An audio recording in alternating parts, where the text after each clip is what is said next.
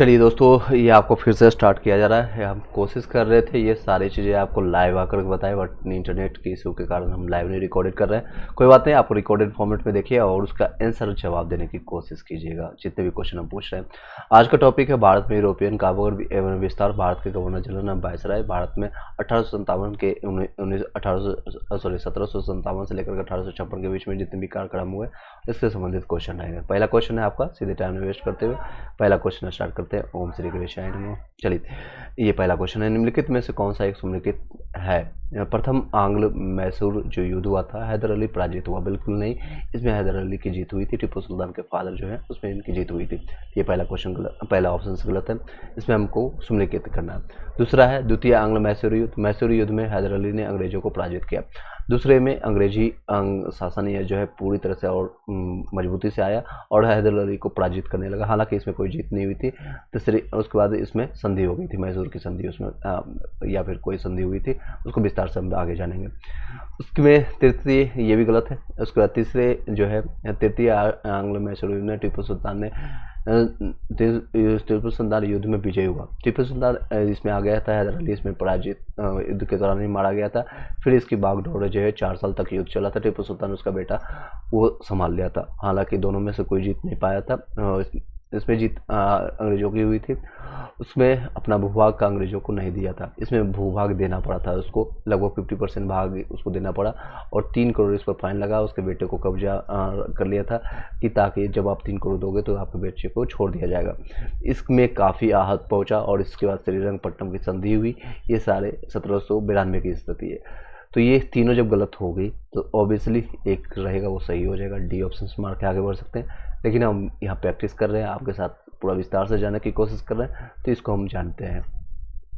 चतुर्थ आंग्ल मैसूर में टिप्पू सुल्तान अंग्रेजों द्वारा पराजित किया गया था, बिल्कुल, और युद्ध के दौरान वो वीरगति को प्राप्त हुआ, मारा गया था। तो ये आपका सही है। 1799 में लगभग 1800 हो ही गया था, 1 साल पहले की घटना है। चतुर्थ आंग्ल मैसूर के युद्ध में टिप्पू सुल्तान पराजय हुए और इसी दौरान टिप्पू सुल्तान युद्ध में मारा गया। इस समय जो है याद रखिएगा गवर्नर जनरल कौन था, तो आपका रहता है लॉर्ड वेलेस्ली। ये बहुत बार क्वेश्चन रिपीट होता है। लॉर्ड वेलेस्ली जो आया था उसको 1792 में हराने के बाद श्रीरंगपट्टनम के बाद ये कसम खा लिया था कि इसको मारना ही है, क्योंकि जब तक ये मरेगा नहीं टिप्पू सुल्तान तब तक ये छोड़ेगा नहीं, जब तक तोड़ेगा नहीं तब तक छोड़ेगा नहीं। तो इसके काफ़ी बेइज्जती भी होते, इसके बच्चे भी कब्जे में थे, 50% उसका राज्य भी ले लिया गया था ज़मीन। उसके बाद आपका 3 करोड़ का फाइन भी लगाया गया था। तो जरूर ना कुछ टिप्पू सुल्तान करेगा, इसी के लिए तो बोला कि अब इसको ठोकेंगे, तो ठोक दिया था 1799 में। लॉर्ड अपना श्रीरंगपट्टनम जो है उसका किला है, उसी को बचाने के उसी में उसकी मृत्यु हुई थी। लॉर्ड वेलेस्ली ने 1800 में सिपाहियों को प्रशिक्षित करने के लिए कलकत्ता में फोर्ट विलियम्स कॉलेज की स्थापना की थी। और ये स्वयं को बंगाल का शेर कहता था, लॉर्ड वेलेस्ली खुद को। हालांकि ये कुछ दिनों के बाद ये बंद हो गई थी। कोलकाता में जितने भी ये लोगों को ट्रेनिंग देना चाहता, प्रशिक्षित करना चाहता था, ताकि वो अंग्रेजों को काम आ सके, व्यापारी अच्छा से कर सके और सुरक्षा हो सके। क्योंकि जब भी जहाँ भी पैसा रहेगा, धन रहेगा, सोना रहेगा, चांदी रहेगा, तो कुछ न कुछ डकैत आएंगे और वहाँ के लूट हो पाए, इसका बचा सके, ये सारी चीज़ों के लिए वो सुरक्षित करने की कोशिश कर रहा था। तो क्वेश्चन आता है किसके शासनकाल में सिपाहियों को प्रशिक्षण के लिए कोलकाता में फोर्ट विलियम कॉलेज की स्थापना की गई थी? तो याद रखिएगा लॉर्ड वेलेस्ली के समय में 1800 ईस्वी में। प्रथम आंग्ल मैसूर जो हुआ था युद्ध में हैदर अली ने अंग्रेजों को हराया था, बिल्कुल, और अंग्रेजों ने व्यवस्था में आकर के 4 अप्रैल 1769 में, ये 1769 में हैदर अली के साथ मद्रास की संधि किया था, जैसा कि मैंने बताया, आगे बताएंगे। मद्रास की संधि किया था और उसके बाद द्वितीय आंग्ल मैसूर युद्ध में हैदर अली को अंग्रेजों ने पोर्टो वोनोवा में पराजित किया था। दूसरे क्योंकि मजबूती से आया और भी कई चीज़ें उसने यूज किया और उसमें हैदर अली को पराजित किया। हैदर अली इसमें मारा गया। उसके बाद इसका सारा चीज़ टिप्पू सुल्तान देखने लगा, इसका बेटा। आगे कंटिन्यू करते हैं। तृतीय आंग्ल मैसूर युद्ध में अंग्रेजों ने टिप्पू को पराजित किया और 1792 में श्रीरंगपट्टनम की संधि हुई। इसके अनुसार टिप्पू को अपना आधा राज और 3 करोड़ रुपए युद्ध की क्षतिपूर्ति के रूप में देना पड़ा। सारा चीज़ मैंने व्याख्या से बताया। नेक्स्ट क्वेश्चन पर चलते हैं। निम्न में से कौन सा कारण भारत में यूरोपीय शक्तियों के आगमन का मार्ग प्रशस्त करता है। किसके कारण? सिंपल से भाषा में पूछे तो ये सारे जो वर्ड है कठिन कठिन, उससे संबंधित आपको ये है कि क्यों यूरोपीय आना चाहता था। ये इसका या तो इसको धन को लाभ हो, इसमें ये ऑप्शंस पड़ते हैं। जैसे कच्चे माल की आवश्यकता के लिए आया था, बिल्कुल। कृषि में निवेश कम लाभ वाला सिद्ध होना, इसमें भी इसके लिए आया। पुनर्जागरण का भी ध्यान भी करने के लिए आया था। तो ये सारे ऑप्शन सही हैं, तो डी ऑप्शन इसका सही होगा। भारत में यूरोपीय औपनिवेशिक शक्तियों का आगमन का निम्नलिखित कारण है। पुनर्जागरण का अभ्युदय करना, कृषि में निवेश कम लाभ वाला सिद्ध होना, और कच्चे माल की आवश्यकता के लिए आया था। नवीन बाजार की प्राप्ति और विस्तार से संबंधित है। पूर्व की धन संपदा का आकर्षण के लिए भी, ईसाई मत के प्रचार और उत्कृष्ट इच्छा के लिए भी आया था। ईसाई धर्म के प्रचार से भी संबंधित है। यूरोप, और इसी के कारण बाद में ये बाहर भी होता है पुर्तगाल। यूरोप में है पुरातन व्यवस्था सामंतवाद के स्थान पर नवीन व्यवस्था में पूंजीवाद लाना भी चाहता था। ये सारे रीजन थे। नेक्स्ट क्वेश्चन पर चलते हैं। थर्ड नंबर क्वेश्चन, निम्नलिखित कथनों में से कौन सा कथन सत्य है? ध्यान दीजिएगा किस पर विचार कर रहा है, तो सत्य पर ध्यान देंगे। सत्य पर क्या है? पुर्तगालियों ने कालीकट पहुंचने के समय वहां का शासक जमेरीन था, बिल्कुल। 1510 में पुर्तगालियों ने द्वीप नहीं गोवा पर अधिकार किया था, ये गलत है। फ्रांसिस्को डी अल्बुकर्क भारत में पहला पुर्तगाली, ये पहला नहीं था, ये आपका दूसरा अल्बुकर्क नहीं है। तो इसका सही जवाब सिर्फ और सिर्फ ए ऑप्शन होगा। देख सकते हैं व्याख्या हम जानते हैं, ए इसका सही जवाब है। 1509 इसमें व्याख्या जान लेते हैं। 1509 में पुर्तगालियों ने मिस्र के शासक ममलूक द्वारा भेजे गए जहाजी वेरों को पराजित कर द्वीप पर अधिकार किया था। तो द्वीप पर किसने किया था? पुर्तगालियों ने मिस्र के शासक ममलूक के द्वारा भेजे गए थे। उन्होंने 1510 में गोवा पर अधिकार किया था। उसने अपना प्रशासनिक केंद्र यहीं पर बनाया था। फ्रांसिस्को डी अल्मेरा भारत में पहला पुर्तगाली था। फ्रांसिस्को डी अल्मेरा, और यहाँ पर क्या ऑप्शंस में था? थर्ड ऑप्शन देखते हैं। यहाँ पर था फ्रांसिस्को डी अल्बुकर्क नहीं आया था, पहला था। अल्बुकर्क नहीं था पहला, अल्बुकर्क नहीं है। कौन है? तो याद रखिएगा फ्रांसिस्को अल्मेरा था। अल्मेरा, दोनों का नाम सेम है, लास्ट का टाइटल में डिफरेंट है। तो अल्मेरा है, अल्बुकर्क की जगह अल्मेरा याद रखिएगा। अल्मेरा पहला पुर्तगाली शासक था। देख सकते हैं क्वेश्चन का लेवल अच्छा है, इसको आप दे सकते हैं। इसका प्रैक्टिस के लिए मेन पर्पस है इसका प्रैक्टिस। टॉपिक के साथ उठाइए, प्रैक्टिस कीजिए, एनसीईआरटी पढ़िए या फिर स्पेक्ट्रम पढ़िए, वहाँ से वो क्वेश्चन लगाइए। जिन्होंने क्लासेस नहीं किया है या फिर कहीं कोचिंग नहीं लिया है तो उसको फ़ायदा नहीं होने वाला। इसको क्वेश्चन यहाँ से कहीं किसी को भी लड़ने वाला नहीं है। इसके संस्थापक जो चंदन सर है उन्होंने साफ शब्दों में कहा है इसे क्वेश्चन नहीं आएगी, लेकिन हाँ आप टॉपिक को तैयार करते हैं। जिन लोगों ने तैयारी किया है 3 साल 4 साल से, किसी कारण से 1 नंबर 2 नंबर से आपका रह जा रहा है तो उनमें आपका हेल्प होगा। चलिए, फ्रांसिस्को अल्मेरा जो है पुर्तगाली जो पहला था जो आने वाला था। अल्फांसो जो अल्बुकर्क ने, जिसने भारत में पुर्तगाली गवर्नर के रूप में अल्मेडा का स्थान लिया, उसके बाद आया था। उसके बाद अल्मेडा के बाद अल्बुकर्क आया, जिसके पास अधिक बड़ी और व्यापक रणनीति थी। प्रथम पुर्तगाली एवं प्रथम यूरोपीय जो यात्री जो था वो वास्को डी गामा जो था, 90 दिन की समुद्री यात्रा करके 1498 ईस्वी में कहाँ पहुँचा? तो कालीकट पहुँचा ये। और उसके बाद कालीकट का तत्कालिक शासक उसमें जमेरीन ने वास्को डी गामा का स्वागत किया। और अल्फांसो दा अल्बुकर्क को भारत में पुर्तगाली शक्ति का वास्तविक संस्थापक माना जाता है। इसने कोचीन को अपना मुख्यालय बनाया था। कोचीन, ठीक है, गोवा से ये ट्रांसफर करके कोचीन ले आया था। नेक्स्ट क्वेश्चन है, डचों के पतन के निम्नलिखित कारणों पर विचार करना है। तो ये किस कारण से डच का पतन हुआ था ये जानेंगे। तो पहला है निजी व्यापार में अधिक सक्रियता, यानी जो प्राइवेट अपना काम करता था उसमें ज़्यादा सक्रियता होने के कारण, ये भी सही है। संसाधनों का अभाव था, ये भी सही है। अधिकारियों को उपेक्षापूर्ण नीति थी जिसके कारण, ये तीनों रीजन आपका सही है। तो डी इसका सही जवाब होगा।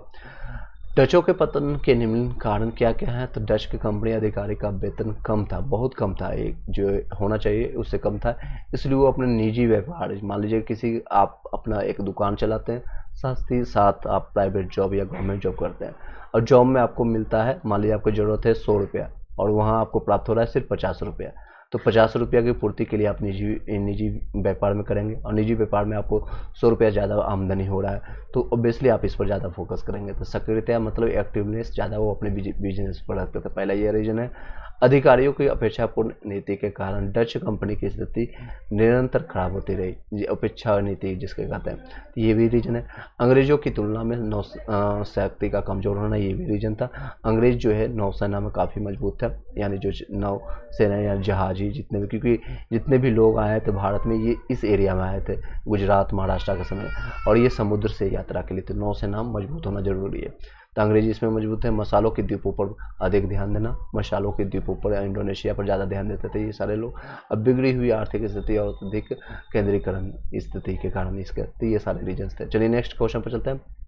5th नंबर, फ्रांसीसियों के भारत आगमन से संबंधित निम्नलिखित कथनों पर असत्य को जाने। इसमें असत्य क्या है, ध्यान दीजिएगा, असत्य पूछ रहा है। फ्रांसीसियो पूर्णतः आपका राजसीन था, ये तो सही है। 1667 में फ्रांसीसियो कालकट की अध्यक्षता में एक अभियान दल भारत आया था, तो ये 1667 में नहीं आया था, ये आपका यही असत्य है। इन्होंने अपना 1667 में आपको बताते हैं कैरोन गाया था, ठीक है, कालकट की जगह कैरोन आया था अध्यक्षता में।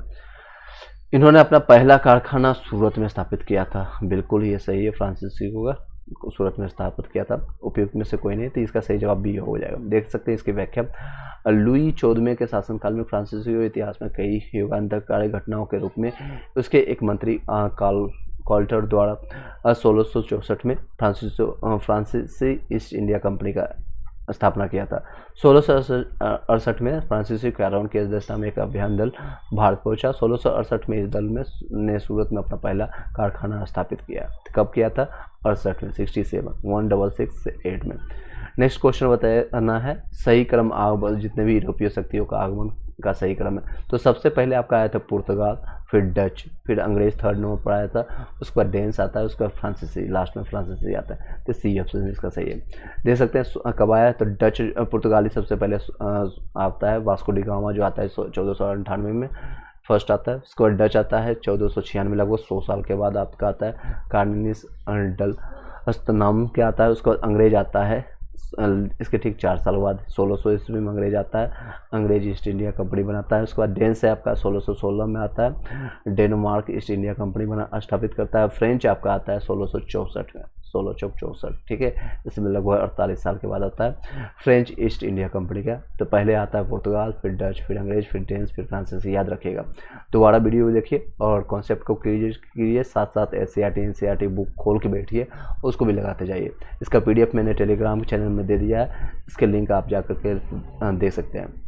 बुक अच्छी है, बुक को भी आप बाय करना चाहते हैं तो कर सकते हैं। हालांकि अभी सिर्फ और सिर्फ एप्लीकेशन पर उपलब्ध है। जब मैंने इस पर कॉल किया, ये सारी चीज़ें आप लोग के लिए बाय करने की कोशिश किया, तो इन्होंने बताया सिर्फ और सिर्फ उपलब्ध है और उसके प्राइसेज भी काफ़ी ज़्यादा है।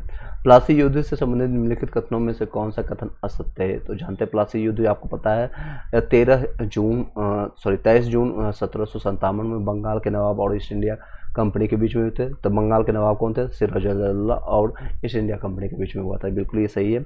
मीर जाफर एवं दुर्लभ राय नवाब के सेना नायक थे, ये भी सही है, और यही गद्दार निकला था जिसके कारण ये हार भी हुई थी बंगाल में। और युद्ध के पश्चात मीर जाफर जो है बंगाल का नवाब बनाया था, फिर इसी को मीर जाफर को बना के दिया गया था बंगाल का नया नवाब। तो ये तीनों सही है, तो उपयुक्त में से कोई नहीं, सही जवाब हो जाएगा डी इसका। चलिए व्याख्या जानते हैं। प्लासी की जो युद्ध हुई थी 27 जून 1757 में बंगाल के नवाब सिराजुद्दौला से नाम है रॉबर्ट और क्लाइव के नेतृत्व में ईस्ट इंडिया कंपनी हुआ था। क्वेश्चन भी आता है कि उसमें नेतृत्व प्लासी के युद्ध में कौन करता है? तो ईस्ट इंडिया का नेतृत्व रॉबर्ट क्लाइव करता है। नवाब के बड़े बड़े सेनानायक जो मीर जाफर और दुर्लभ राय के विश्वासघात, यानी इसने विश्वासघात किया के कारण युद्ध जो है अपनी जान बचा करके भाग गए थे। ये भाग क्या गए थे? अंग्रेजों से मिल गए थे। क्लाइव ने मीर जाफर को नया नवाब बनाया था। क्लाइव का एक कठपुतली के रूप में इसको मीर जाफर को बनाया गया था। उसके बाद इसका आता है मीर कासिम। कासिम जो है बंगाल से उसका अपना लेकर जाता है, मुंगेर इसका स्थापित करता है, याद रखिएगा मीर कासिम। यह सिराजुद्दौला का विरुद्ध अंग्रेजों की सहायता का उपहार था, सिर्फ ये एक तरह से उपहार मिला। चलिए नेक्स्ट है एक क्वेश्चन, देखिए इसी से संबंधित है। मीर जाफर के नवाब बनते ही अंग्रेजों को निम्नलिखित में से क्या क्या लाभ प्राप्त हुआ? तो बहुत सारे लाभ इसने दिया था। क्या क्या दिया था? तो बंगाल और बिहार और उड़ीसा में मुफ्त व्यापार की अनुमति दे दिया था, टैक्स देने की कोई जरूरत नहीं, आप मुफ्त में व्यापार कीजिए, ऐसा इसने किया था। कोलकाता के पास 24 परगना की जिम्मेदारी भी दे दिया इसने। निजी व्यापार में कर से छूट भी मिला। उपयुक्त में सही डी इसका सही जवाब होगा, ठीक है। मीर जाफर के नवाब के बनने के कंपनी में निम्नलिखित लाभ हुआ। क्या क्या लाभ हुआ याद रखिएगा, ये सारे इसमें कथन निष्कर्ष में क्वेश्चन स्टेटमेंट में पूछ सकता है आपसे। ब्रिटिश व्यापारी अधिकारियों को निजी कंपनी पर कर से मुक्ति मिल गया था, टैक्स देना ही नहीं भाई, आप अपना जो करना है करो, तो ये बहुत ज़्यादा फायदा हुआ। कलकत्ता के पास 24 परगना की जमींदारी जो है अंग्रेजों को मिल गई, बहुत अच्छा। बंगाल बिहार और उड़ीसा में मुफ्त व्यापार की अनुमति भी मिल गई। मीर जाफर ने अंग्रेजों को नजराने और हर्जाने के रूप में 17 लाख रुपये भी दिया। उसमें सोच सकते हैं 1757 में 17 लाख रुपये, और आज भी काफ़ी अमाउंट होता है, उसमें और भी ज़्यादा इसकी वैल्यू हुआ करती थी, ये हर्जाने के रूप में दिया।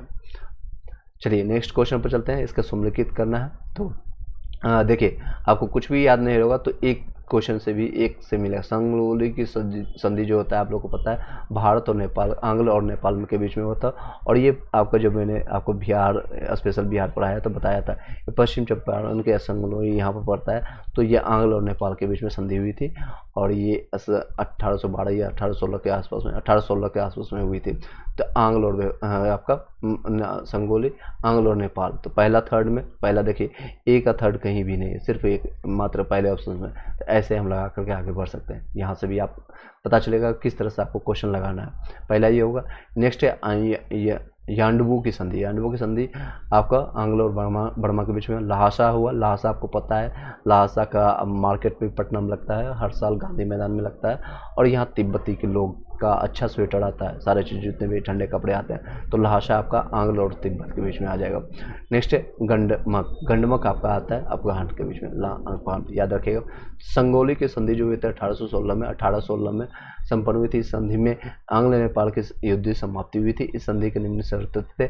नेपाल ने सिक्किम से अपने सभी अधिकार वापस ले लिया था, और ब्रिटिश भारत और नेपाल राज्य की सीमा निश्चित की गई थी। उसी समय नेपाल की राजधानी काठमांडू में एक ब्रिटिश रेजिमेंट को रखे जाने की अनुमति ली गई थी।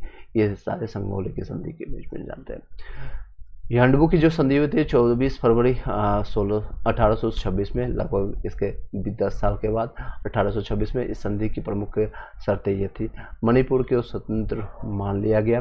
टेना रेसरिंग और अराकना के प्रांत बर्मा सरकार ने अंग्रेजों को दे दिया गया था। बर्मा सरकार ने 1 करोड़ रुपये क्षतिपूर्ति के रूप में दिया था, वो सोच सकते हैं उतनी भी है।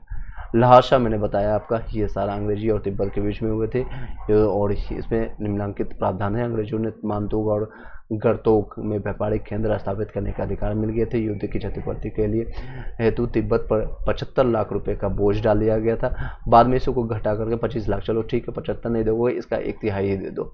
हर्जाने की राशि प्राप्त होने पर चुंगी घाटी को अंग्रेजों ने अपने पास बंधक के रूप में रखने का निर्णय ले लिया। गंडमक के जो संधि हुए थे 1779 में 79 में द्वितीय आंग्लो अफगान के युद्ध में समाप्त हुआ था। इस संधि के प्रावधान इस प्रकार है। याकूब ने खुर्रम दर्रे पर अंग्रेजों को आधिपत्य स्वीकार किया। अंग्रेजों ने अफगानिस्तान के अमीर को 6 लाख रुपए वार्षिक देना और अफगान की सुरक्षा प्रदान करने का वचन दिया था। चलिए इसको और विस्तार से जानते हैं। नेक्स्ट क्वेश्चन पर चलते हैं। 10वां नंबर, ईस्ट इंडिया कंपनी के संबंध में निम्नलिखित शर्तों पर विचार करना है। ईस्ट इंडिया कंपनी जो है 1600 में इंग्लैंड की शासक जो है महारानी एलिजाबेथ प्रथम ने से व्यापार करने का चार्टर प्राप्त किया। बिल्कुल ये सही है। ईस्ट इंडिया कंपनी के साथ व्यापार करने के उद्देश्य से स्थापित एक संयुक्त स्टॉक कंपनी भी बनाई थी, ये भी सही है। दोनों आपका सही है, सी आपका सही आ जाएगा। पहला कथन, इसको विस्तार से जानते हैं। ये कथन है 1600 ईस्वी में ईस्ट इंडिया कंपनी में अंग्रेज आपका इंग्लिश के शासक महारानी एलिजाबेथ ने एक चार्टर हासिल किया था, जिससे उसे पूर्व के व्यापार जितने भी एकमात्र अधिकार मिल गया था। किसी को नहीं मिला था, इसको पहला बार। और दूसरा कथन है, ये कथन सही है, ईस्ट इंडिया कंपनी के साथ व्यापार करने के उद्देश्य से व्यापार स्थापित एक संयुक्त स्टॉक कंपनी थी। कंपनी शुरू में समुद्री दक्षिण और एशिया के साथ व्यापार करने के लिए तैयार था, और लेकिन उसने चीन और भारत के साथ व्यापार करना बंद कर दिया। इसे मूल रूप से ईस्ट इंडीज में व्यापार करने के वाले लंदन के व्यापारी गवर्नर जनरल और कंपनी के रूप में चार्टर दिया गया था। इसके शहरों पर ब्रिटेन के कुलीन और अमीर व्यापारियों पर का स्वामित्व था। चलिए नेक्स्ट क्वेश्चन है आप लोग के समकक्ष इस तरह से, भारत में ब्रिटिश व्यापार के विस्तार के संबंध में निम्नलिखित कथनों पर विचार करना है। तो क्या है, तो कैप्टन हॉकिंस आपका 1608 में कोलकाता के एक फैक्ट्री स्थापित करने की अनुमति लेने के लिए मुगल सम्राट जहांगीर के दरबार में आया था। कैप्टन हॉकिंस जो आया था, ये आप कब आया था, तो ये आपका आया था 1608 ईस्वी में, लेकिन उसमें जहांगीर के दरबार में, ये आपका सही नहीं है, ठीक है। और थॉमस रो ने सूरत में पहली व्यापारिक कोठी स्थापित किया था, बिल्कुल इसका सही है। इसकी व्याख्या जानते हैं। पहला जो कथन है गलत है, क्योंकि ईस्ट इंडिया कंपनी जो है 31 दिसंबर 1600 ईस्वी को इंग्लैंड की महारानी एलिजाबेथ द्वारा जारी रॉयल चार्टर के अनुसार की गई थी। कंपनी ने कैप्टन हॉकिंस को 1608 में मुगल सम्राट जहांगीर के दरबार में सूरत में एक फैक्ट्री के लिए माल का भंडार, जिसको कहते हैं गृह के लिए लाया गया था, ठीक है, सूरत के लिए। तो ये कलकत्ता नहीं बल्कि ये सूरत होगा, ठीक है। ये ऑप्शन से यहाँ पर ये गलत था, कोलकाता नहीं सूरत में आएगा। स्थापित की अनुमति प्राप्त करने के लिए भेजा गया था। शुरुआत में इसे ठुकरा दिया गया था, वापस कर दिया था, इसको भेज दिया गया था। हालांकि 1613 में लगभग 5 साल बाद में जहांगीर ने ईस्ट इंडिया कंपनी को सूरत में अपना व्यापारिक केंद्र स्थापित करने की अनुमति का फरमान जारी कर दिया गया था। दूसरा सही है। थॉमस रो ने ईस्ट इंडिया कंपनी के लिए अधिक व्यापारिक अधिकार और विशेषाधिकार प्राप्त किए। उसके अनुसार जो है, तदनुसार अंग्रेजों ने आगरा, अहमदाबाद, भरूच में व्यापार केंद्र स्थापित किए। धीरे धीरे ईस्ट इंडिया कंपनी अपने व्यापार के क्षेत्र का विस्तार करने में सफल हो गया और बाद में जहांगीर पछताते रह गया। चलिए नेक्स्ट क्वेश्चन पर बताइएगा, निम्नलिखित कथनों पर विचार करें। काशिम जो है बाजार भारत में फ्रांसीसी शक्ति का केंद्र है, बिल्कुल ये गलत है। पहली फ्रांसीसी फैक्ट्री फ्रैंको कैरो द्वारा सूरत में स्थापित किया गया था, बिल्कुल ये सही है। इसका बी ऑप्शन से इसका सही माना जाएगा। पहला गलत है, देख सकते हैं 1667 ईस्वी में कलिकोंडापुरम जो बीजापुर के सुल्तान के अधीन एक गवर्नर शेर खान लोदी ने मछलीपट्टनम कारखाने के निदेशक फ्रैंकोसिस मार्टिन को बचने के लिए एक जगह दी। पांडिचेरी की स्थापना 1674 ईस्वी में हुई। उसी वर्ष फ्रैंकोसिस मार्टिन ने फ्रांसीसी गवर्नर के रूप में कैरो का स्थान लिया। पांडिचेरी भारत में फ्रांसीसी शक्ति का मुख्य बिंदु केंद्र है। पहली फ्रांसीसी फैक्ट्री फ्रांसीसी कैरो द्वारा सूरत में स्थापित की गई थी, बिल्कुल सही है। फ्रांसीसी कंपनी ने भारत के अन्य भागों में विशेष करके तटीय क्षेत्रों और अपने कारखानों में स्थापित की। ये सारे व्याख्या इसलिए पढ़ रहा हूँ ताकि आपको आप NCERT पढ़ेंगे तो ये सारे तथ्य मिले, या इससे क्वेश्चन अगर आपका आता है, क्वेश्चन क्योंकि रिपीट नहीं होता है, क्वेश्चन आपके यहाँ से नहीं रिपीट होगा, लेकिन कौन से आपका रिपीट होगा, आपका टॉपिक रिपीट होगा, आपका 1857 की क्रांति रिपीट होगा, आपका ये जो सारे टॉपिक्स हैं ये रिपीट होंगे। तो इसलिए मैं आपको सारे क्वेश्चंस आपको व्याख्या के साथ बता रहा हूँ। आई होप कि क्लियर हो पा रहा होगा। कमेंट बॉक्स में जरूर बताइएगा कि व्याख्या हम इससे विस्तार से बताएं या नहीं बताएं, या पढ़ें या ना पढ़ें आप लोग के समझ। अदरवाइज में इसके क्वेश्चन आंसर करके भी बहुत शॉर्ट में हम बता सकते हैं, दे सकते हैं। ऑलमोस्ट आपका 22 मिनट हो चुका है, अगर इसमें हम चाहते तो 22 क्वेश्चन कंप्लीट कर सकते थे। चलिए 13 नंबर क्वेश्चन में, अंग्रेजी ईस्ट इंडिया कंपनी से निम्नलिखित में से निम्नलिखित घटनाओं का नंबर क्या है, क्या मतलब क्रम है। तो सबसे पहले ईस्ट इंडिया कंपनी आता है 1600 ईस्वी में, ये दे सकते हैं 1600 ईस्वी में आता है। सूरत में कारखाना आपका 1600 आपका जो दरबार में सूरत 1616 में बनता है। विलियम हॉकिंस का आगमन जो है 1608 में होता है। थॉमस रो का आगमन जो होता है आपका, थॉमस रो ईस्ट इंडिया में आपका स्थापित किया था। तो इसका सही क्रम जो है पहला, दूसरा, तीसरा, तीनों सही, चारों आपका सही क्रम में दिया गया है। 1608, 1616 इसका विलियम हॉकिंस का आगमन हो गया, उसका इसका बाद में आगमन होता है। देख सकते हैं इसकी व्याख्या इस तरह से दिया है। 1616 में 1600 में ईस्ट इंडिया कंपनी की स्थापना हुई। 1609 में विलियम हॉकिंस जहांगीर के दरबार में पहुंचे। 1608, 1609 कहीं दिया जाता है। 1611 में विलियम मिल्टन को सूरत के मुगल गवर्नर से व्यापार करने की अनुमति मिली। 1613 में उसको आपका सूरत में ईस्ट इंडिया कंपनी का स्थायी कारखाना स्थापित किया गया। 1615 में आपका राजा जेम्स प्रथम के राजदूत सर थॉमस रो जहांगीर के दरबार में पहुंचे। 1618 तक राजदूत अंदरशी टोल ने छूट के साथ व्यापार मुक्त कर पुष्टि करने वाले 2 फरमान किया। अगर सम्राट और राजकुमार खुर्रम से एक प्राप्त करने में सफल हो गया। और 1616 में कंपनी ने दक्षिण में मछलीपट्टनम में अपना पहला कारखाना स्थापित किया था। चलिए नेक्स्ट क्वेश्चन है, कौन सा सम्मिलित नहीं है? अस्थाई बंदोबस्त आपका लाया गया था कार्नवालिस इसके, ये सही है। लॉर्ड वेलेस्ली अभी मैंने बताया सहायक संधि अपनाता था, ये भी आपका है कार्य आपका सहायक संधि। ये कब का काल है इसका बताइएगा जरूर कमेंट बॉक्स में। सर जॉन सौर आंग्ल नेपाल युद्ध, ये आंग्ल नेपाल युद्ध में सर जॉन सौर ने रहता है। आंग्ल नेपाल में आपका तत्कालिक गवर्नर था Lord Hastings, Lord William Bentinck Hastings आपका रहता है। और लॉर्ड हेस्टिंग जो है तृतीय आंग्ल मराठा, ये सही है आपका, इसका सही जवाब सी आ जाएगा। नेपाल युद्ध में 1814 से 16 के बीच में रहता है और तत्कालिक गवर्नर उसमें लॉर्ड हेस्टिंग रहता है। युद्ध के पश्चात 1816 में सुगोल की संधि, नेपाल संधि जो इसको कहते हैं, और में हुआ था। 1793 में लॉर्ड कॉर्नवालिस आपका अस्थाई बंदोबस्त याद रखिएगा, कॉर्नवालिस का अस्थाई बंदोबस्त लागू किया था। तृतीय आंग्ल मराठा युद्ध लॉर्ड हेस्टिंग के काल में हुआ था। इसने मराठों को शक्ति को अंतिम रूप से नष्ट कर दिया था तृतीय आंग्ल मराठा युद्ध में। चलिए नेक्स्ट क्वेश्चन पर चलते हैं। सही सम्मिलित नहीं है, ये वो जानते हैं। स्थानीय स्वशासन, स्थानीय स्वशासन कौन है? तो यही गलत है, लॉर्ड लिटन नहीं बल्कि लॉर्ड कॉर्नवालिस होगा। बाकी सारे सही है, देख सकते हैं। आपका सहायक संधि लॉर्ड वेलेस्ली के समय में हुआ था। राजहरप नीति लॉर्ड डलहौजी 1856 तक चला। अस्थायी बंदोबस्त आपका कॉर्नवालिस है। तो स्थानीय स्वशासन आपका देखेंगे, स्थानीय स्वशासन आपका है रिपन के समय में। रिपन इसमें जनगणना स्टार्ट हुआ था 1882 के आसपास, 1882। तो स्थानीय स्वशासन लॉर्ड रिपन के समय में स्थानीय स्वशासन की शुरुआत हुई थी। लॉर्ड वेलेस्ली आपका सहायक संधि है। लॉर्ड हेस्टिंग आपका तृतीय आंग्ल मराठा युद्ध हुआ था।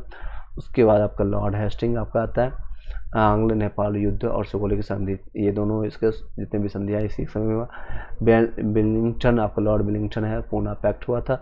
लॉर्ड हार्डिंग द्वितीय जो है और होम रूल लीग का गठन हुआ था। लॉर्ड बेबल के समय में कैबिनेट मिशन का भारत तक का आगमन हुआ था। चेम्सफोर्ड में आपका होगा शिक्षा पर सैडलर आयोग की नियुक्ति प्राप्त हुई थी। चलिए नेक्स्ट क्वेश्चन पर चलते हैं, तेज कंप्लीट करेंगे। लॉर्ड एल्गिन के बाद 1899 में लॉर्ड कर्जन भारत का वायसराय बनकर आए। भारत में उसका कार्यकाल काफ़ी उथल पुथल रहा। कर्जन के भारत विरोधी कार्यों में सर्वाधिक महत्वपूर्ण कार्य जो हुआ था 1905 में बंगाल का विभाजन, और दूसरी ओर उसने अनेक सुधार और विकासवंत कार्य भी किया। इनमें से कौन सा कार्य कर्जन द्वारा नहीं किया गया था? पूरे काल याद रखिएगा, ये 6 साल के लिए आया था। 1899 से लेकर के 1905 तक ये रहता है, 6 साल का कार्य रहता है। तो देखते हैं। सर एंड्रूज फेरर की अध्यक्षता में पुलिस आयोग की गठन किया था, बिल्कुल ये सही है। सर थॉमस रेले की अध्यक्षता में विश्वविद्यालय के आयोग का गठन भी किया गया था, बिल्कुल। सर कॉलिन स्टॉक मार्कोलिन की अध्यक्षता में अकाल आयोग का गठन किया गया था, ये गलत है। प्राचीन स्मारक संरक्षण अधिनियम 1904 के द्वारा भारतीय पुरातत्व जो विभाग है आपका अभी भी देखने को मिलता है, यह स्थापित किया गया था 1904 में। तो ये तीनों आपका सही है, सी आपका सही इसका नहीं था, इसके कारक का भाग। तो देखते हैं इसके व्याख्या। कर्जन ने 1899 से 1900 के बीच में बंगाल में पड़े अकाल एवं सूखे की समस्या के लिए एंटनी मैकलोर की अध्यक्षता में एक अकाल आयोग की नियुक्ति की है। 1901 में सर कॉलिन स्कॉट मार्टिन के अध्यक्षता में एक सिंचाई आयोग का गठन किया था। भारत में सर्वाधिक रेल का निर्माण भी कर्जन के काल में हुआ था। आपको पता है पहली बार रेल का निर्माण जो हुआ था लॉर्ड डलहौजी के कार्यकाल में 1853 में स्टार्ट हुआ था। 13 अप्रैल 1853 में स्टार्ट हो गया था मुंबई से थाने के बीच में। चलिए नेक्स्ट क्वेश्चन है, निम्नलिखित में किसने वर्नाकुलर प्रेस एक्ट का प्रवर्तक किया गया था? तो लॉर्ड लिटन है। 1878 में 1878 में 1878 में लॉर्ड लिटन ने वर्नाकुलर प्रेस एक्ट का प्रवर्तन किया। इस एक्ट का उद्देश्य जो था भारतीय भाषाओं के समाचार पत्र पर सरकारी नियंत्रण स्थापित करना, यानी जो भी हम चाहेंगे वही होगा। राजद्रोही लेखकों का दबाना एवं प्रेस ऐसे प्रयासों जिससे समाज पत्रों के संपादकों को दंडित किया जा सके। लॉर्ड रिपन है जो है 82 में आया, इसे ख़त्म कर दिया था। ठीक है, इसने स्टार्ट किया लिटन ने, और रिपन ने इसको ख़त्म कर दिया था। प्रेस के विकास में भारतीय स्वतंत्रता संग्राम को गति प्रदान करने के लिए लोगों को स्वतंत्रता संग्राम से जोड़ने के में महत्वपूर्ण भूमिका का निर्वहन किया।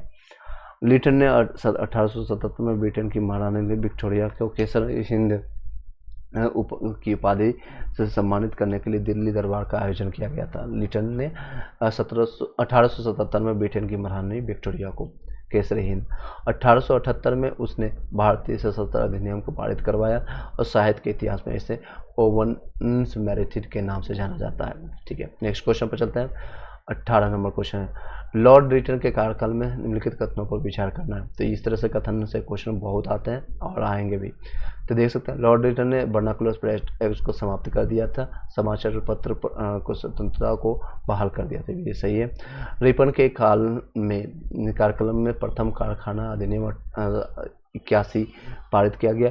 इस कानून के अंतर्गत जिस कारखाने में 100 से अधिक श्रमिक कार्यरत हैं वहाँ 7 वर्ष से कम आयु के बच्चे काम नहीं करेंगे। तो दोनों इसका सही माना जाएगा, इसके सही इसके दोनों माने जाएंगे। चलिए सी इसका सही है। ठीक है, लॉर्ड लिटन का कार्यकाल जो है स्थानीय स्वशासन के लिए जाना जाता है। इसके कार्यकाल में 82 में स्थानीय स्वशासन के संबंधित सरकारी प्रस्ताव पास किए गए। 4 वर्षों के कार्यकाल में इस के महत्वपूर्ण कार्य क्या क्या थे ये जान लीजिए। एक तो आपका अफगानिस्तान से संधि 81 में हुआ था। 1881 में वर्नाकुलर प्रेस एक्ट को जो रद्द किया था, इसको अच्छे से देख लीजिए। रद्द किया गया था आपका 1882 में। कई बार इसमें पूछ लिया जाता है तो याद रखिएगा। श्रमिक सुधार के लिए प्रथम कारखाना अधिनियम जो लागू किया था, यानी कि लेबर लॉ इसी ने बनाया था। मैसूर में के शासक को गद्दी पर की वापसी दिया। नियमित जनगणना के स्थापना शुरुआत भी 81 में इसी के समय में हुआ। हंटर आयोग की नियुक्ति 82 में हुआ। फ्लोरेंस नाइटिंगेल ने रिपन के कार्यों को देखते हुए उन्हें भारत के उधारक के रूप में जानते हैं। ठीक है, चलिए दोस्तों नेक्स्ट टॉपिक पर चलते हैं। नेक्स्ट क्वेश्चन आपका है 19 नंबर क्वेश्चन। कौन यह समझता था कि 1836 में भारतीय समाज की सुरक्षा और शांति के लिए सर्वाधिक खतरा रूसी अभिकल्पना यानी कि जो है डिजाइन थी? ये कौन सोचता था? और लॉर्ड ऑकलैंड इसका समझता था। इसको जानते हैं, लॉर्ड जो है खुद को लॉर्ड समझता था। लॉर्ड ऑकलैंड सन 1836 में भारत का गवर्नर जनरल बना। उसने ब्रिटिश भारत की सुरक्षा के लिए रूसी साम्राज्य को खतरे के रूप में देखा। इसी को ध्यान में रखते हुए उसने अफगानिस्तान की राजनीति में हस्तक्षेप करके उसका उपयोग बफर क्षेत्र के रूप में करने का निर्णय लिया। उसने शुजा शाह को काबुल की सत्ता पर काबिज करने के प्रयास से प्रथम एंग्लो अफगान युद्ध हुआ था 1838 से 42 में, परंतु वह असफल रहा। याद रखिएगा। तो कौन डरता था? लॉर्ड ऑकलैंड डर लगता था उसको फ्रांस से। अखिल भारतीय जनगणना जो है इसमें देखते हैं क्या क्या चीज़ें सही है। तो पहली बार आपका स्टार्ट हुआ था 1872 में और नियमित रूप से 1882 में नियमित रूप से की गई थी। और ये पंचवर्षीय अभ्यास नहीं, ये 10 साल का अभ्यास था। ये गलत है। हर 10 साल में अभी भी जनगणना देख सकते हैं, हर 10 साल में होती है। लास्ट टाइम हुआ था 2011 में, अभी 2021 में होना था, लेकिन कोविड के कारण ये 21 में नहीं हुआ और अभी तक नहीं हुआ, पता नहीं क्यों नहीं हुआ। होना चाहिए। 5 वर्षीय योजना नहीं 10 वर्षीय, तो ये आपका 2 सही है, केवल फर्स्ट और सेकेंड सही है। और ही देख सकते हैं ब्रिटिश इंडिया कंपनी में प्रथम बार जो जनगणना लॉर्ड मेयो के समय में स्टार्ट किया गया था, 72 में स्टार्ट हुआ, उसका 81 में नियमित रूप से कर गया था रिपन के समय में। और 1947 में स्वतंत्रता के बाद पहली बार जो हुई थी 1951 में जनगणना के रूप में प्रति 10 वर्ष के अंतराल में की जाती है। गृह मंत्रालय के अधीन जो होता है मजिस्ट्रेट जनरल एवं जनगणना आयोग द्वारा जनगणना की जाती है। चलिए नेक्स्ट क्वेश्चन पर चलते हैं। किस वायसराय ने कहा था अगर गांधी ना होता तो यह दुनिया वाकई बहुत खूबसूरत होती? यह है लॉर्ड विलिंगटन के द्वारा कहा गया। लॉर्ड विलिंगटन 1933 में अपने पत्र में कहा था अगर गांधी ना होता तो यह दुनिया वाकई बहुत खूबसूरत होती। लॉर्ड विलियम बेंटिंग ने कहा था अगर कि भारतीय मैदानों में बुनकरों की हड्डियाँ बिखरी हुई दिखाई देती है। लॉर्ड विलियम बेंटिंग का। चलिए और भी कुछ व्याख्या देख लेते हैं ताकि आपके अगर क्वेश्चन आए टॉपिक से तो आपके क्वेश्चन बन सके। ठीक, कई लोग इस पर वीडियो बना रहे हैं लेकिन वो क्या करते हैं, सिर्फ question answer MCQ ABCD format में बना करके आपको दे रहे हैं, जिससे आपको कोई फ़ायदा नहीं होने वाला। जब तक आप व्याख्या नहीं देखेंगे, उसके कुछ एक्स्ट्रा फैक्ट नहीं पढ़ेंगे, स्टोरी फॉर्मेट में आप नहीं जानेंगे तो हिस्ट्री नहीं समझ पाएंगे। अदरवाइज आप याद करते रहिए, कुछ भी क्वेश्चन नहीं लड़ने वाला। ये मेरा मानना है। आपका क्या मानना है आप जरूर कमेंट बॉक्स में बताइएगा। भले थोड़ा समय लग रहा है लेकिन आप बनाइए अच्छे से। लॉर्ड कर्जन ने कहा था कि अगर कांग्रेस धीरे धीरे लड़खड़ा रही है, गिर रही है, और भारत में रहते हुए मेरी यह बहुत बड़ी आकांक्षा है कि वो मैं इसकी शांतिपूर्ण मृत्यु में सहायक बनूं। बिल्कुल, ये लॉर्ड कर्जन आप लोग को भली बात ही पता है, आपका बंगाल विभाजन से संबंधित है, 1905 तक रहता है। इससे संबंधित क्वेश्चन आपने देखा तो ये इसका ये मरंत कहानियाँ थी, हालांकि ऐसा कुछ हुआ नहीं। लॉर्ड एल्गिन द्वितीय ने कहा था कि हिंदुस्तान तलवार के बल पर जीता गया और तलवार के बल पर ही इसकी रक्षा की जाएगी, ये एल्गिन द्वितीय ने कहा था।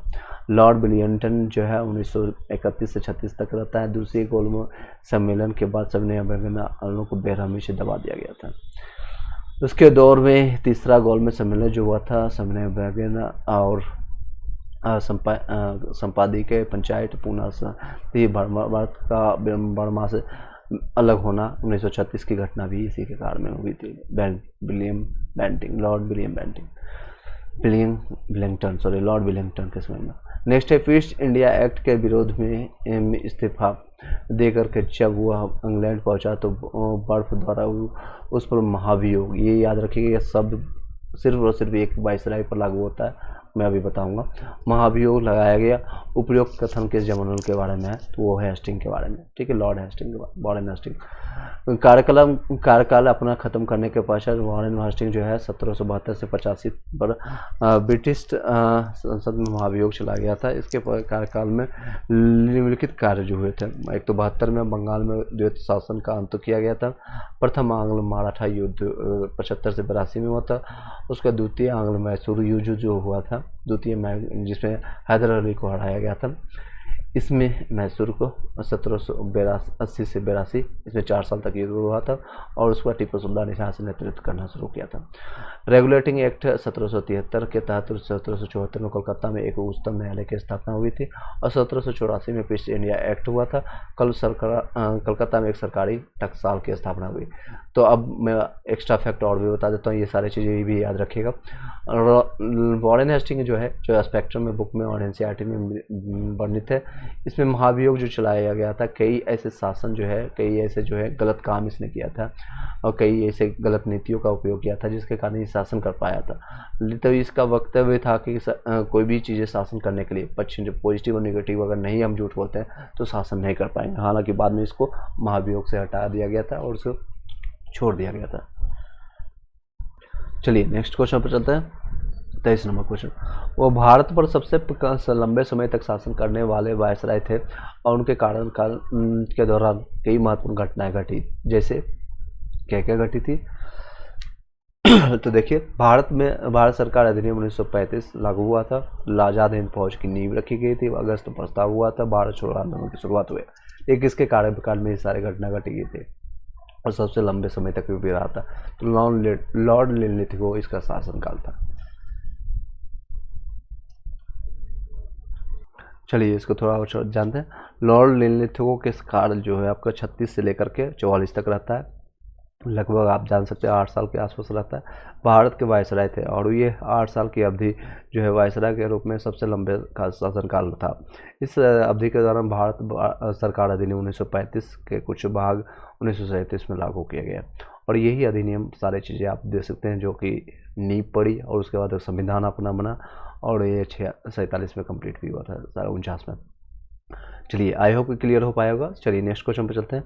भारत के गवर्नर जनरल के रूप में लॉर्ड डलहौजी के कार्यकाल के दौरान निम्नलिखित घटनाओं पर विचार करें। ये किसके कार्यकाल की बात कर रहा है? तो डलहौजी, याद रखिएगा। तो विभेदन का सिद्धांत प्रस्तुत किया गया, अवध का विलय किया गया था, भारत में पहली रेलवे लाइन की घटना कब हुई थी? लॉर्ड वुड्स एजुकेशन डिस्पैच हुआ। तो विभेदन का सिद्धांत आपका स्टार्ट किया था 48 में ही स्टार्ट हुआ था। अवध का विलय 53 में हुआ था, 53 में, 1853 में। और इसका रेलवे लाइन भी 53 में 13 अप्रैल 1853 को स्टार्ट हुआ था। वुड्स एजुकेशन डिस्पैच को देखते हैं, इसकी व्याख्या जो है दे सकते हैं। तो पहला आपका स्टार्ट होगा, इस पर स्टार्ट हुआ 48 में, पहला ये है। उसके बाद आपका आता है ये फर्स्ट थर्ड, उसके बाद आपका आता है वुड्स डिस्पैच, आपका आता है फोर्थ, उसके बाद आपका अवध को लास्ट में विलय कर दिया जाता है। तो ए ऑप्शन इसका सही है। इसकी व्याख्या देखते हैं, इसकी व्याख्या इस तरह से जो है कथन है कि जो है लॉर्ड आपका स्टार्ट होता है 1848 में लॉर्ड डलहौजी द्वारा हड़प का सिद्धांत पेश किया गया था, और इसका मतलब था किसी भी रियासत के शासक जो प्रत्यक्ष या अप्रत्यक्ष रूप से ब्रिटिश द्वारा शासित है के पास कोई कानूनी पुरुष अधिकारी नहीं, यानी उसके पुत्र नहीं हो, पुत्री हो तो कोई माने, पुत्र नहीं हो तो उसका राज्य ब्रिटिश सरकार राज्य ब्रिटिश द्वारा कब्जा कर लिया जाएगा। कर ये भी सही है, इसके याद रखिएगा 48 में हुआ था। और उसके बाद आता है 27 फरवरी 1856 को और डलहौजी ने कथित आंतरिक कुशासन के कारण वाजिद अली शाह के प्रतिच्युत आदेश का किया गया था। यह डलहौजी का हड़प सिद्धांत के अनुरूप था, जिसमें कई कुशासन भी हुए तो अंग्रेज द्वारा किसी ही राज्य पर कब्जा कर लेते थे। फरवरी 1856 में अवध साम्राज्य पर कब्जा कर लिया गया था। इसी के बाद रानी लक्ष्मीबाई, झांसी की रानी लक्ष्मीबाई ने अपना युद्ध आरंभ किया था। कथन है तीसरा कथन आपका ये 7 अप्रैल 1856 की घटना है। उसके बाद आपका आता है 1853 में लॉर्ड डलहौजी ने भारत में रेलवे लाइन का निर्माण स्थापित निर्णय लिया, और ये भी उसके फायदा के लिए था। 1853 में मुंबई और ठाणे को जोड़ने वाली पहली रेलवे लाइन बिछाई गई थी और ये 36 किलोमीटर का था। 13 अप्रैल रेलवे का अक्सर ब्रिटिश शासन के दौरान तहत आधुनिकीकरण के लिए एक मार्कर के रूप में देखा गया। 1854 में चार्ल्स वुड ने भारत के एक शैक्षणिक प्रणाली का आविष्कार तैयार किया गया। भारत में अंग्रेजी शिक्षा का मैग्ना कार्टा जाने माने ये दस्तावेज भारत में शिक्षा के लिए प्रसार के लिए पहली व्यापक थी। चलिए आज ये लास्ट क्वेश्चन इसको करेंगे, क्योंकि 2 पार्ट में करेंगे, क्योंकि व्याख्या के साथ कर रहे हैं तो समय थोड़ा ज़्यादा लग रहा है। अदरवाइज आप लोग कमेंट बॉक्स में बताइएगा, मैं तेज़ी से भी ऑप्शन के साथ कर सकता हूँ। देखिए, गवर्नर जनरल द्वारा की गई कार्रवाई के संदर्भ में निम्नलिखित कथनों युग्मों पर विचार करना है। तो आपका लॉर्ड विलियम बेंटिक, तो लॉर्ड विलियम बेंटिक आप लोगों को पता है कि सती प्रथा का निषेध के लिए जाना जाता है विलियम, और ट्रिपल आर के द्वारा इसका उपयोग किया जाता है। ट्रिपल आर कौन है? राजा Ram Mohan Roy. Triple R movie नहीं है, ट्रिपल आर राजा राम मोहन राय 1828 की घटना है। उसके बाद लॉर्ड जो है कौन सा है? भारतीय रेलवे का जनक नहीं, ये विलियम बेंटिक, इसमें है डलहौजी, इसका ये गलत है। नेक्स्ट है डलहौजी विधवा पुनर्विवाह अधिनियम, वेजिले ठगों का दमन। इसमें कौन सा सही है? तो सिर्फ 2 सही है इसमें, ठगों का दमन इसमें सही है। तो राजा राम मोहन राय जो है अमानवीय सती प्रथा सती प्रथा के खिलाफ एक दृढ़ योद्धा के रूप में 1829 में लॉर्ड विलियम बेंटिक के सती निषेध अधिनियम पारित करवाया, जो एक सही है। 1828 का 29 भी मेंशन रहता है। लॉर्ड एल्बर्टो ने भारत में दहेज प्रथा को समाप्त कर दिया था, और 1843 में 1843 में भारतीय दास्तां अधिनियम ईस्ट इंडिया कंपनी द्वारा शासन के तहत ब्रिटिश भारत में न पारित कर एक अधिनियम बनाया था, इसलिए दूसरा गलत है। 26 जुलाई 1856 को अधिनियम हिंदू एवं विधवा पुनर्विवाह अधिनियम 1856 में ईस्ट इंडिया कंपनी के शासन के तहत भारत के सभी न्यायालयों में हिंदू विधवा के पुनर्विवाह को वैध बना दिया। इसका मसौदा लॉर्ड डलहौजी के द्वारा तैयार किया गया था, लॉर्ड कलिंग द्वारा पारित किया गया था, और युग्म सही है।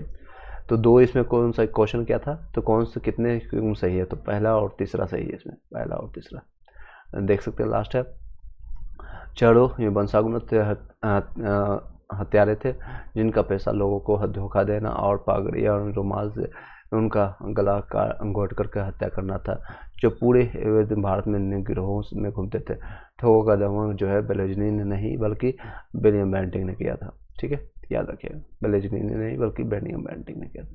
चलिए, इस तरह से ये आपका 25 क्वेश्चन कंप्लीट हुआ। रिमेनिंग जो क्वेश्चन है आपका कल के क्लास में लाएंगे। आप अपना कमेंट जो है विचार प्रकट कीजिएगा। Thank you so much, have a nice day.